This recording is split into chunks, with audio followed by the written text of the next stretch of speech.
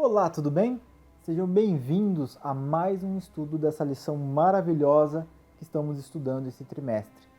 Pegue a sua Bíblia, pegue a sua lição e vamos juntos hoje entender um pouco da Bíblia como história.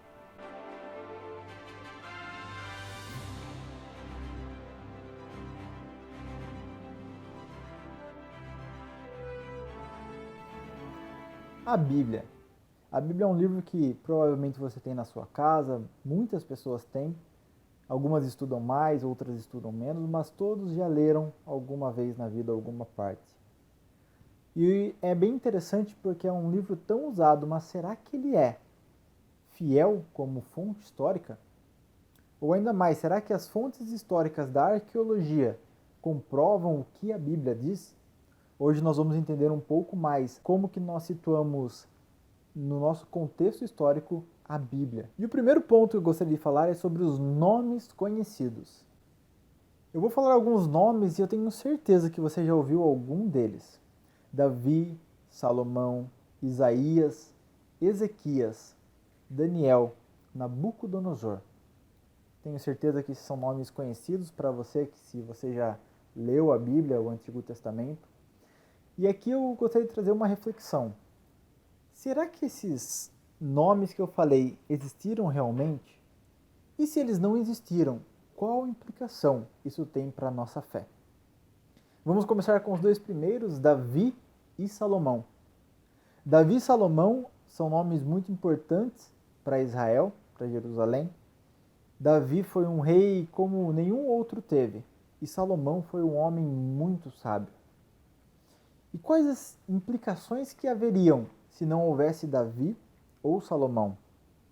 A primeira delas, não haveria Jerusalém. Não haveria a capital da nação. Sem Davi, não teria nenhum templo construído pelo seu filho Salomão. Salomão não haveria construído o palácio, o templo, e não haveria sido um rei tão sábio. Sem Davi, sem Salomão, não haveria Jesus. Sim, Jesus veio da linhagem de Davi e Salomão. E uma coisa que é muito interessante, que em 2008 e 2013 foram encontradas, respectivamente, duas inscrições que muitos acreditam que representam as mais antigas escritas hebraicas já descobertas. A segunda inscrição menciona o nome de Esbal, o mesmo nome de um dos filhos de Saul. Então nós vemos que a arqueologia ela trabalha e ela confirma muitos fatos históricos. E é interessante que também em 1993, escavações na cidade de Tel Dan, no norte, descobriram uma inscrição enorme escrita pelo rei Hazael de Damasco, que registrou sua vitória sobre o rei de Israel e o rei da casa de Davi. A dinastia de Davi foi descrita na Bíblia desta maneira, o que acrescenta evidências arqueológicas poderosas de que Davi existiu historicamente, exatamente como a Bíblia declara. Então nós vemos que a arqueologia ela não contradiz em nenhum momento a Bíblia, pelo contrário, ela ressalta que realmente houve um rei chamado Davi, houve um rei chamado Salomão, e nós sabemos hoje que esses reis são da linhagem de Cristo. Como é maravilhoso sabermos que as histórias que lemos na Bíblia são fiéis e são verdadeiras. É verdade. Um outro nome muito importante para o nosso estudo hoje é Senaqueribe. Em 701 a.C., Senaqueribe atacou Judá. O relato foi registrado nas Escrituras. E essa história também foi relatada de várias maneiras pelo próprio Senaqueribe. Nos seus registros históricos, que foi descoberto na capital de Nínive, ele se vangloriou. Sitiei e conquistei 46 das cidades fortificadas e inúmeras aldeias menores em sua vizinhança. E é muito interessante que aqui ele fala das cidades de Ezequias, o rei de Judá. Então é muito interessante nós vermos que ele relata todas as conquistas dele, mas Senaqueribe não conseguiu invadir Jerusalém. Esse cerco durou apenas um dia, e o profeta Isaías já havia predito esse resultado. Lá em Isaías 37, nos versos 33 ao 35, fala assim: Pelo que assim diz o Senhor acerca do rei da Síria: não entrará nesta cidade, nem lançará nela flecha alguma, não virá perante ela com escudo, nem há de levantar tranqueiras contra ela. Pelo caminho por onde vier, por esse voltará. Mas nessa cidade não entrará, diz o Senhor, porque eu defenderei essa cidade, para livrar por amor de mim e por amor do meu servo Davi. Como é maravilhoso sabermos que Deus controla a história e Deus protege o seu povo, como Isaías ali já previu.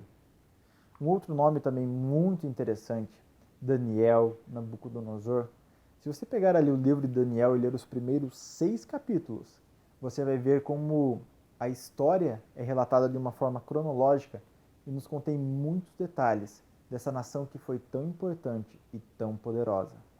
Se você quiser assistir o resumo da lição de Daniel que tivemos trimestre passado, você vai poder acessar aqui embaixo. Eu vou deixar o link na descrição. Acesse. Ali eu e outros professores, a Karina, a Priscila e o Rodrigo, conversamos e tentamos passar, de uma maneira resumida, 13 lições muito importantes do livro de Daniel. É bem interessante que em Daniel, no capítulo 7, o verso 4, Babilônia é descrita como um leão com asas de águia. E a arqueologia encontrou um portal, um dos portais da cidade de Babilônia. E sabe o que tinha gravado nesse portal? Isso mesmo, leões. Como é incrível como Deus usa uma figura que era comum para expressar a Babilônia, um leão, um animal, um símbolo da cidade, e ele usa isso na visão que Daniel teve no capítulo 7. Então você percebe que Davi, Salomão, Isaías, Ezequias, Daniel, homens tementes a Deus, homens relatados na Bíblia, e que a história, a arqueologia, comprova cada vez mais a sua existência e a sua importância no rumo da história. O segundo ponto que nós vamos estudar nessa lição é sobre o Jesus histórico. Se você for ver a história da cruz de Cristo, uma história belíssima que retrata o seu sacrifício por nós, ela contém alguns personagens muito interessantes, como por exemplo Caifás, um sumo sacerdote. Um sumo sacerdote que ele instigou o povo, com que ele virou o povo contra Cristo e fez com que Cristo fosse crucificado. E é muito interessante que Caifás, esse homem tão importante na crucificação de Cristo, ele tinha um filho chamado José. E em 1990, uma tumba familiar, onde eles colocam os ossos, foi descoberta no sul de Jerusalém. E ali, entre várias caixas ossuárias, várias caixas que haviam ossos de pessoas que morreram e foram ali depositados, havia um ossuário mais ornamentado, mais bonito, e na inscrição que havia nesse conjunto de ossos estava o nome José, filho de Caifás. Então a arqueologia comprova que realmente houve um homem chamado Caifás que viveu na época de Cristo. Também Pôncio Pilatos, um nome muito importante na crucificação de Cristo, teve o seu nome descoberto em uma inscrição em 1961. E lá estava escrito Pôncio Pilatos, governador da Judéia sobre o imperador Tibério César. Foi encontrada em uma pedra no teatro de Cesareia Marítima.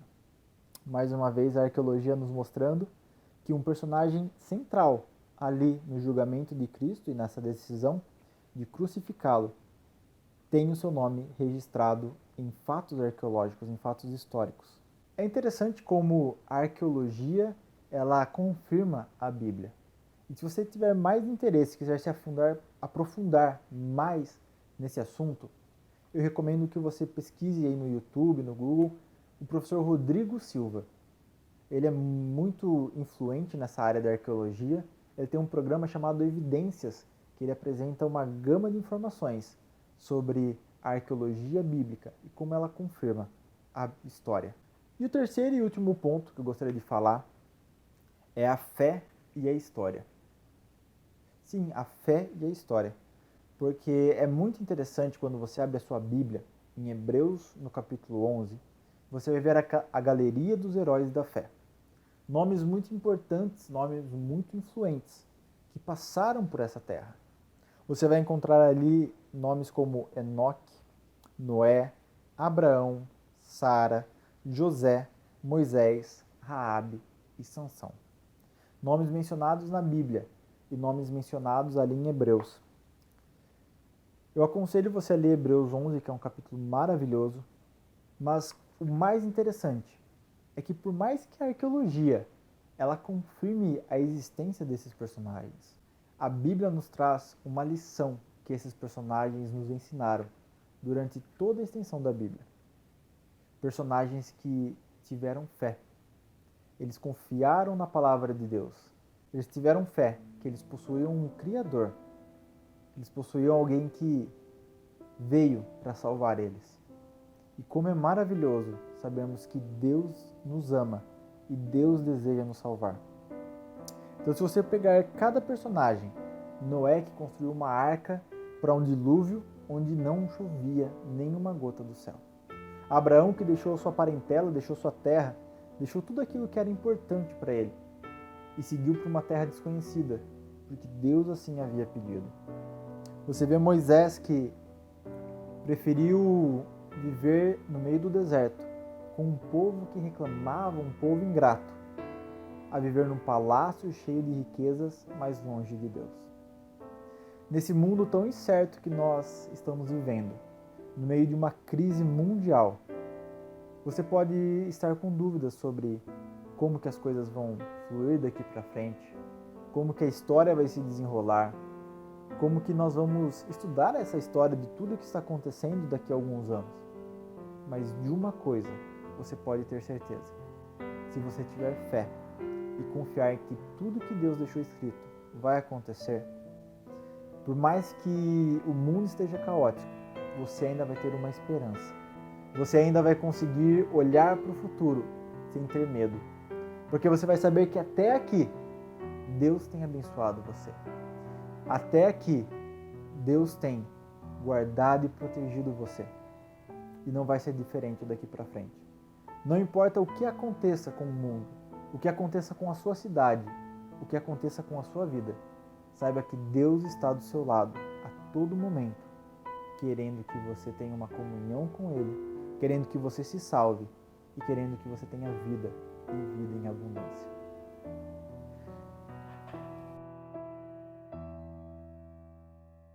Finalizamos mais essa lição e como é interessante sabermos que a arqueologia comprova tudo que a Bíblia tem falado até aqui. Lembre-se, essa lição ela é muito importante. Ela vem trazendo valiosas lições para nós. Nós estamos aprendendo a cada sábado como interpretar as escrituras que Deus deixou. Eu espero que você tenha entendido. Eu espero que você tenha ficado curioso, que você procure saber mais, pesquisar mais. E que Deus possa estar sempre abençoando e guiando seus passos. Um grande abraço, fique com Deus e até a próxima lição.